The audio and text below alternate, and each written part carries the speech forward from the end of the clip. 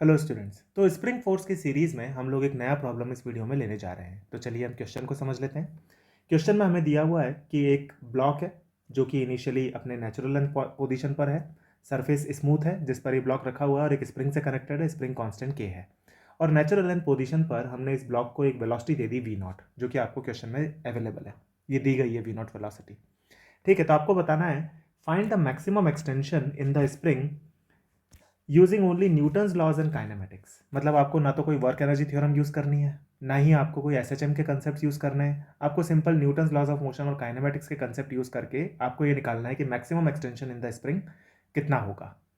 ये एक अच्छा क्वेश्चन है स्टूडेंट्स। अगर आप इसको बिना वर्क एनर्जी थ्योरम और बिना एसएचएम के कंसेप्ट को यूज़ किए करना चाहते हैं तो ये एक अच्छा क्वेश्चन बन जाता है स्प्रिंग फोर्स की कैटेगरी में। तो आप इसको खुद से एक बार ट्राई कीजिए और उसके बाद में आप मेरे सॉल्यूशन को देखिए। तो चलिए हम सॉल्व करते हैं।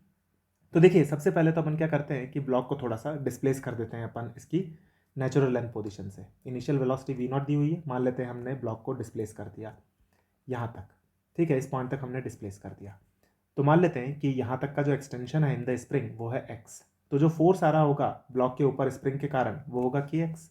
और मान लेते हैं कि इस पॉइंट ऑफ टाइम पर जो इंस्टेंटेनियस वेलोसिटी है ब्लॉक की वो है v। और मैक्सिमम एक्सटेंशन कब होगा?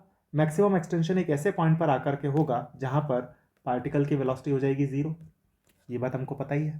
तो हमको ये निकालना है कि एनएलपी से लेकर के ये वाली जो पोजीशन है जहां पे पार्टिकल की वेलोसिटी हो जाएगी जीरो, वहां तक स्प्रिंग के अंदर एक्सटेंशन कितना आया होगा, ये हमको कैलकुलेट करना है, एक्स मैक्सिमम। ठीक है, तो ये क्वेश्चन को हमने थोड़ा और डिटेल में समझ लिया। तो अब हम यहाँ पे इक्वेशंस बनाना चालू करते हैं। तो यहाँ पे हम लिख सकते हैं कि k x will be equal to mass into acceleration. और क्योंकि के एक्स जो है वो लेफ्ट डायरेक्शन में है तो एक्सेलरेशन भी पार्टिकल का लेफ्ट डायरेक्शन में ही आएगा। वेलोसिटी राइट डायरेक्शन में है तो इसके कारण हमको पता है कि अगर एक्सेलरेशन और वेलोसिटी अपोजिट डायरेक्शन में हो या फिर फोर्स और वेलोसिटी अपोजिट डायरेक्शन में हो तो पार्टिकल की वेलोसिटी कम होती चली जाएगी, है ना। इसीलिए पार्टिकल की वेलोसिटी रिड्यूस होते होते जीरो हो जाएगी और जब जीरो होगी तभी मैक्सिमम एक्सटेंशन होगा। तो ये बात हमको यहाँ पे पता है, तो हमने ये इक्वेशन लिख ली। यहाँ पे हमको ये पता है कि एक्सेलरेशन लेफ्ट डायरेक्शन में है। ठीक है, अब हम क्या करते हैं कि एक्स को तो एज इट इज रहने दो, एक्सेलरेशन को हम लोग लिख देते हैं v D we by D x. V D we by D x. अब क्योंकि वेलोसिटी पार्टिकल की कम हो रही होगी, क्योंकि वेलोसिटी और एक्सेलरेशन अपोजिट डायरेक्शन में है, इसलिए हमको यहाँ पे एक नेगेटिव भी लगाना पड़ेगा क्योंकि पार्टिकल की वेलोसिटी कम हो रही होगी। एक्स बढ़ने पर डी वी नेगेटिव आएगा, इसलिए हमने यहाँ पे नेगेटिव लगा दिया। ठीक है, अब हम इसको सॉल्व करते हैं। हमको पता ही acceleration is equal to V D we by D X होता है, इसलिए हमने ये यहाँ पे लिखा है। ठीक है, अब हम इसको सॉल्व करते हैं तो हमारे पास में इक्वेशन बन जाएगी m v D v is equal to minus of के एक्स डी एक्स। ये इक्वेशन बन जाएगी हमारे पास में। दोनों तरफ इंटीग्रेट करते हैं तो वेलोसिटी जो है पार्टिकल की इनिशियली थी वी नॉट, फाइनली क्या हो जाएगी जीरो। और पार्टिकल का एक्सटेंशन इनिशियली यानी कि स्प्रिंग का एक्सटेंशन इनिशियली कितना था जीरो, फाइनली कितना हो जाएगा एक्स मैक्सिमम। ये हमारे पास में लिमिट्स हो गई इंटीग्रेशन की।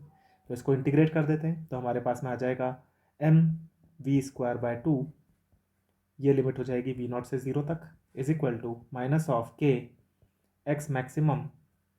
चलो पहले अपन लिख लेते हैं एक्स स्क्वायर बाय टू और फिर लिमिट्स लगा देते हैं जीरो से एक्स मैक्सिमम तक।